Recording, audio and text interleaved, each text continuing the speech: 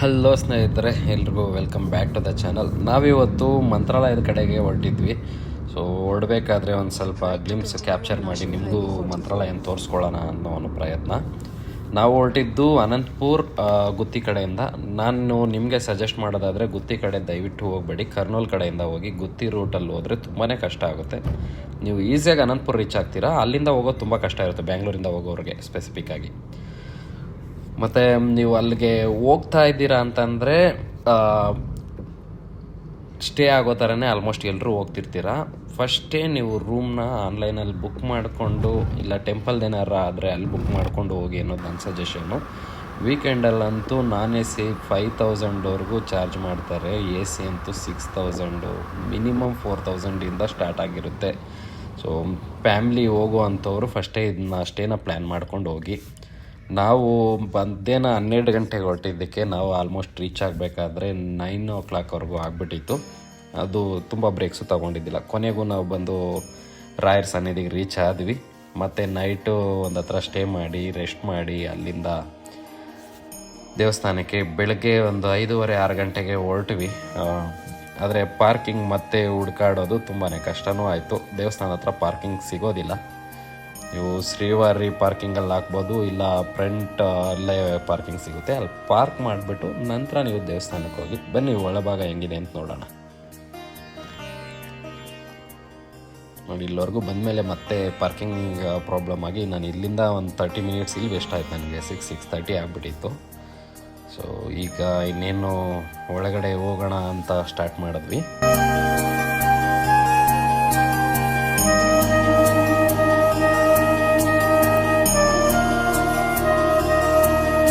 Sunday ಆಗಿರೋದ್ರಿಂದ normal day, ಆದರೂ crowd ಅಷ್ಟು ಕಮ್ಮಿನೂ ಇದ್ದಿಲ್ಲ, ತುಂಬ ಜಾಸ್ತಿನೂ ಇದ್ದಿಲ್ಲ, ಓಕೆ ಅನ್ನೋ ಥರನೇ ಇತ್ತು. ಆದರೆ ಕ್ಯೂವಲ್ಲಿ ನೋಡಿದಾಗಂತೂ ತುಂಬಾ ಕ್ರೌಡ್ ಇತ್ತು.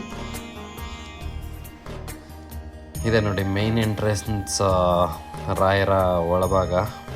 ಇಲ್ಲಿಗೆ ಆಲ್ಮೋಸ್ಟು ಸೌತ್ ಇಂಡಿಯನ್ಸೇ ಇರ್ತಾರೆ, ಅದರಲ್ಲೂ ಕರ್ನಾಟಕ ಮತ್ತು ಆಂಧ್ರದವರೇ. ತಮಿಳ್ನಾಡವರು ತುಂಬಾ ಕಮ್ಮಿ ಜನ ಇಲ್ಲಿ ವಿಸಿಟ್ ಆಗ್ತಾರೆ.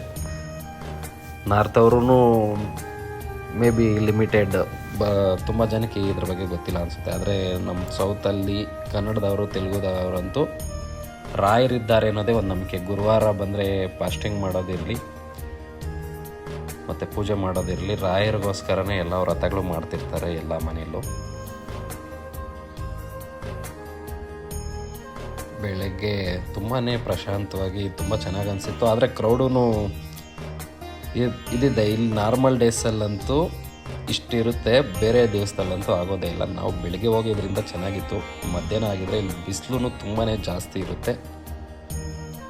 ಬಿಸಿಲಿನ ಪ್ರದೇಶನೇ, ಸ್ವಲ್ಪ ಬಳ್ಳಾರಿಗೂ ಆ ಕಡೆ ರೀಜನ್ಗೂ ಅದನ್ನು ಈ ಕಡೆ ಹತ್ರ ಇರೋದ್ರಿಂದ ಬಿಸಿಲು ತುಂಬ ಜಾಸ್ತಿ ಇರುತ್ತೆ ಆ ರೀಜನಲ್ಲಿ. ನಾವು ಹೋದಾಗ ಬೆಳಗ್ಗೆ ರಾಯರಿಗೆ ಅಭಿಷೇಕ ನಡೀತಾ ಇತ್ತು ಹೊರಗಡೆ ಇದ್ದಾಗ. ಸೊ ಅದನ್ನ ವಿಡಿಯೋ ಅಲ್ಲಿ ಟೆಲಿಕಾಸ್ಟ್ ಆಗ್ತಿರುತ್ತೆ, ನೀವು ಲೈವಲ್ಲಿ ನೋಡ್ಬೋದು. ಅವ್ರು ಬೃಂದಾವನ ಪ್ರವೇಶ ಮಾಡುವಾಗ ಈ ಮಾತು ಹೇಳ್ತಾರೆ ರಾಯರು, ನಾನು ಶರೀರ ಬಿಟ್ಟು ಹೋಗಲ್ಲ, ಯಾರು ದುಃಖಿಸಬೇಡಿ. ಯಾಕೆಂದರೆ ರಾಘವೇಂದ್ರ ಸ್ವಾಮಿಗಳ ಅನ್ಯಾಯಿಗಳೆಲ್ಲ ಕಣ್ಣೀರು ಹಾಕ್ತಾರೆ ಅವ್ರು ಬೃಂದಾವನ ಪ್ರವೇಶ ಮಾಡುವಾಗ. ನಾನು ಶರೀರ ಬಿಟ್ಟು ಹೋಗಲ್ಲ, ಪಾಂಚಭೌತಿಕ ಶರೀರವನ್ನು ಇದೇ ಬೃಂದಾವನದಲ್ಲಿ ಅಡಗಿಸ್ಕೊಳ್ತೇನೆ, ಅಲ್ಲಿದ್ದುಕೊಂಡೇ ನಿಮಗೆಲ್ಲ ಅನುಗ್ರಹ ಮಾಡ್ತೀನಿ. ನೋಡಿ, ಅವತ್ತಿಂದ ಇವತ್ತುವರೆಗೂ ಕೂಡ ಲಕ್ಷಾಂತರ ಜನ ಅವರ ವರಪ್ರಸಾದದಿಂದ ಭಗವಂತನ ಅನುಗ್ರಹವನ್ನು ಪಡ್ಕೊಂಡಿದ್ದಾರೆ. ನಾವು ದರ್ಶನಕ್ಕೆ ಕ್ಯೂ ನೋಡಿದಾಗ ತುಂಬಾ ಕ್ರೌಡ್ ಇತ್ತು. ಆಮೇಲೆ ಅಲ್ಲಿ ಗೊತ್ತಾಗಿದ್ದೇನಪ್ಪ ಅಂತಂದರೆ, ನೀವು ಏನಾರ ಡೊನೇಷನ್ ಆ ಥರ ಏನಾರ ಮಾಡ್ತಿದ್ದೀರಾ ಅಂದರೆ ಫ್ಯಾಮ್ಲಿಗೆ 4 ಜನಕ್ಕೆ ಎಂಟ್ರಿ ಫ್ರೀ ಅಂತ ಇರುತ್ತೆ. ನೀವು ಯಾವ ಥರ ಡೊನೇಷನ್ ಆದರೂ ಮಾಡ್ಬೋದು, ಅನ್ನದಾನಕ್ಕಿರ್ಬೋದು, ಪೂಜೆಗಿರ್ಬೋದು, ಪಲ್ಲಕ್ಕಿ ಮಾಡೋದಿರ್ಬೋದು, ಆ ಥರ. ಸರಿ, ನಾವು ಅನ್ನದಾನಕ್ಕೆ ಅಂತೇಳಿ ಒಂದು ಸ್ವಲ್ಪ ದುಡ್ಡು ಕೊಟ್ಟಿದ್ರಿಂದ ಡೈರೆಕ್ಟ್ ಎಂಟ್ರಿ ಅಂತೇಳಿ ಕೊಟ್ಟಿದ್ರು. ಒಂದು ಅರ್ಧ ಗಂಟೆನೂ ಆಗಲಿಲ್ಲ ನಮಗೆ, ಡೈರೆಕ್ಟಾಗಿ ಒಳಗಡೆ ಬಂದು ದರ್ಶನ ಮುಗಿಸಿ ಮತ್ತೆ 2ನೇ ರೌಂಡೂ ನೋಡ್ಕೊಂಬರೋ ಥರ ಒಂದು ಆಪರ್ಚುನಿಟಿ ಸಿಕ್ಕಿತ್ತು.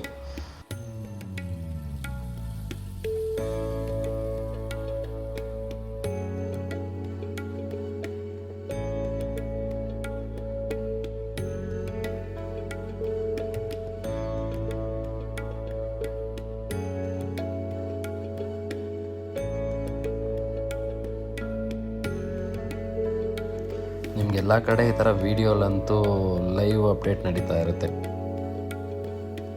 ಇದೇ ನೋಡಿ ಎಕ್ಸಾಕ್ಟ್ ಮೇಯ್ನ್ ಗರ್ಭಗುಡಿಯ ಭಾಗ ರಾಯರಿರುವಂಥದ್ದು.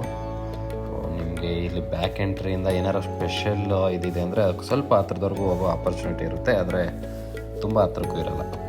ಸೊ ಇದು ಸ್ಪೆಷಲ್ ಎಂಟ್ರಿ ಅಂತೇಳಿ ಡೊನೇಷನ್ಸು ಏನಾರ ಸೇವೆಗಳು ಸಲ್ಲಿಸೋವಂಥವ್ರಿಗೆ ಒಂದು ಕ್ಯೂ ಇರುತ್ತೆ. ತುಂಬ ಹತ್ರದಲ್ಲೇ ಹೋಗಿ ದೇವ್ರನ್ನ ನೋಡೋವಂಥ ಒಂದು ಆಪರ್ಚುನಿಟಿ. ಸರಿ, ನಮಗೂ ಇನ್ನೊಂದು ಸರಿ ರಾಯರ್ ನೋಡಬೇಕು ಅಂತ ಅನಿಸಿ 2ನೇ ರೌಂಡ್ ಅಂತೇಳಿ ಹೊರಟ್ವಿ. ಒಳ್ಳೆಯ ದರ್ಶನನೇ ಆಗಿತ್ತು. ರಾಯರಿಗೆ ಮಹಾಮಂಗಳಾರತಿ ನಡೆಯುವಂಥ ಒಂದು ಸಮಯ. ಎಲ್ಲಿದ್ದರೇನು ನಾ ಹೇಗಿದ್ದರೇನು ನಾ ರಾಘವೇಂದ್ರ. ಇದನ್ನು ಕ್ಯಾಪ್ಚರ್ ಮಾಡೋಕ್ಕಾಗಲ್ಲ. ಆ್ಯಕ್ಚುಲಿ ನಾನೊಂದು ಪರ್ಟಿಕ್ಯುಲರ್ ಟೆಂಪಲ್ ವಿಡಿಯೋಯಿಂದ ನಾನು ಇದನ್ನು ತಗೊಂಡು ನಿಮಗೆ ತೋರಿಸ್ತಿರೋ ಅಂಥದ್ದು.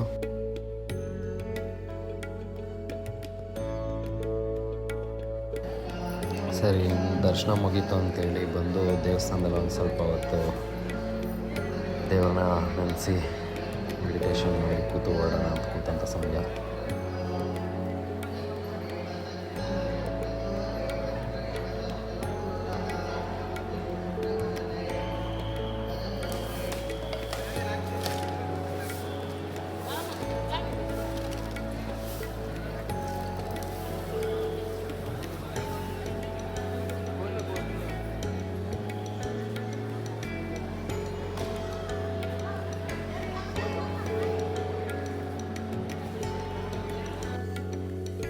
ನಿಮಗೆ ದರ್ಶನ ಮುಗಿಸ್ಕೊಂಡು ಹೊರಗಡೆ ಬಂದ ತಕ್ಷಣ ಪ್ರಸಾದನೂ ಇಲ್ಲೇ ಸಿಕ್ಬಿಡುತ್ತೆ. ನಿಮಗೆ ಇಲ್ಲೇ ತೊಗೊಂಡು ಹೋಗ್ಬೋದು.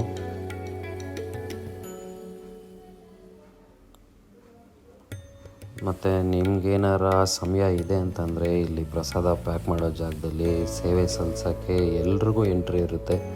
ಯಾರಾದರೂ ಹೋಗಿ ಸಮಯ ಕಳೆಯೋ ಅಂಥವ್ರು ಒಂದು ಸ್ವಲ್ಪ ಸಮಯ ಕೂತು ಈ ಥರ ಪ್ಯಾಕಿಂಗ್ ಎಲ್ಲ ಮಾಡಿ ಬರ್ಬೋದು. ಸೊ ನನ್ನ ವೈಫೂ ಆ ಥರ ನಾವು ಮಾಡಬೇಕಂತ ಆಸೆಪಟ್ಟು ಅವಳು ಹೋಗಿ ಒಂದು ಸ್ವಲ್ಪ ಹೊತ್ತು ಮಾಡಿ ಬಂದು.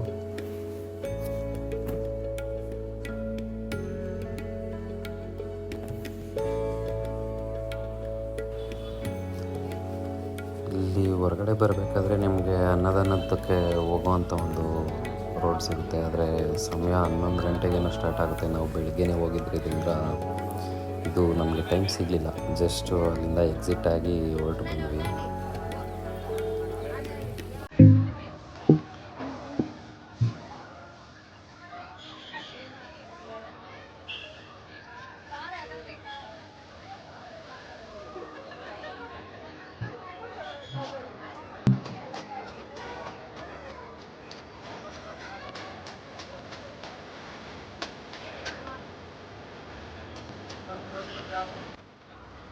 ಸೊ ಮತ್ತೆ ನಾವು ತಿಂಡಿಗೆ ಹೋಗೋಣ ಅಂತೇಳಿ ನಾವು ಹೊರಟಂಥ ಜಾಗನೇ ಮಾಮಿ ಮೆಸ್ಸು. ಅದು ದೇವಸ್ಥಾನದಿಂದ ವಾಕೇಬಲ್ ಡಿಸ್ಟೆನ್ಸಲ್ಲೇ ಇರುತ್ತೆ ಮಾಮಿ ಮೆಸ್ ಅಂತೇಳಿ.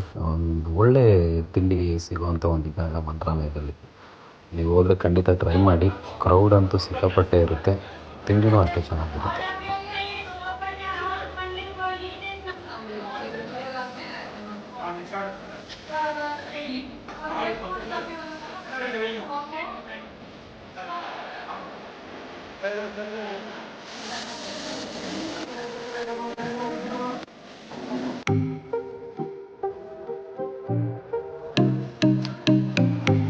ಕೊನೆಗೂ ರಾಯರ ದರ್ಶನ ಮುಗಿಸ್ಕೊಂಡು ತಿಂಡಿ ಮಾಡಿ ಒಂದು ಸ್ವಲ್ಪ ಹೊತ್ತು ಸಮಯ ಕಳೆದು ನಾವಿಲ್ಲಿಂದ ಹೊರಡುವಂಥ ಸಮಯನೂ ಬಂದೇ ಬಿಡ್ತು. ಈಗ ಪಾರ್ಕಿಂಗ್ ಕಡೆ ಹೊರಟು ಅಲ್ಲಿಂದ ಆಂಜನೇಯ ಟೆಂಪಲ್ಗೆ ಹೋಗ್ತಿದ್ವಿ. ಅದನ್ನ ನೆಕ್ಸ್ಟ್ ವೀಡಿಯೋಲಿ ನೋಡೋಣ. Thank you so much for watching.